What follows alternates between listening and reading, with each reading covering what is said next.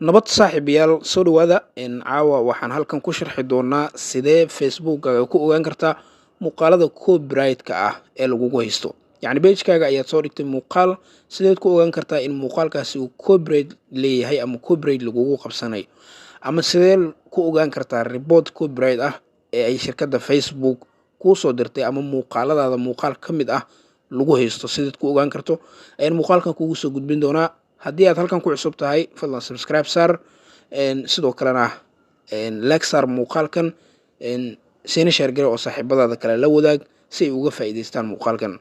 aad u mahadsan tahay. haddaba inakeena waxaan tagaynaa shaashada telefoonkeena iyo page-keena oo page ayaan leenahay. page-keena ayaan ka ogaan doonaa qaabka ay tahay. haddaba soo baxa oo nala socda oo nala dhamayso muuqaalkan. sida hore idinkugu soo sheegayba waxaan caawa sharxi doonaa sida loo ogaado in Facebook-gaaga ama Facebook page-kaaga uu copyright leeyahay ama copyright lagu haysto, ama muuqaalada aad soo geliso inay copyright leeyihiin, sida lagu ogaan karo page-kaagana caafimaad qabkiisa aad uga shaqayn karto. haddaba waan isla fiirinaynaa. kuley waxaan tagayaa aniga page-kayga.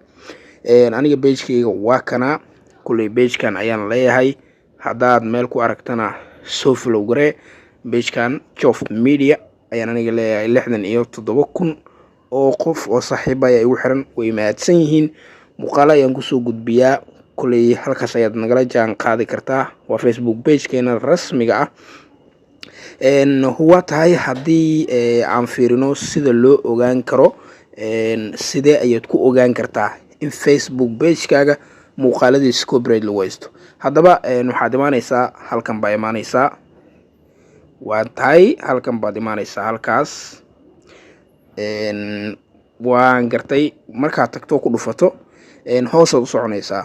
waxaad tagaysaa meeshan ay ku qoran tahay help support. meeshan ay ku qoran tahay help support ayaad imaanaysaa. qaybtan ayaad imaanaysaa, ama qaybtaasaad imaanaysaa. help support ay ku qoran tahay.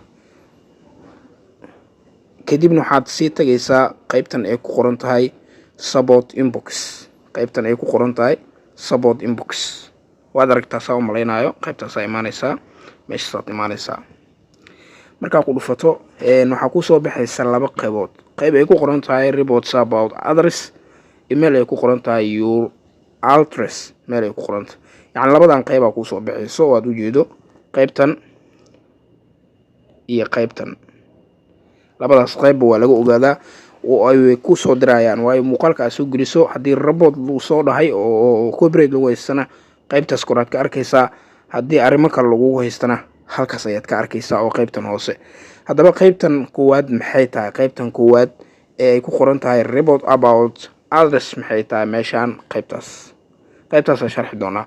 haddaba qaybtan aniga wax report igama yaalo oo wax muuqaal ah oo aniga lagu haysto ama laysoo report gareeyay in uu qof yiri muuqaalkan qofkan uu isticmaalay aniga iskale oo kaleento.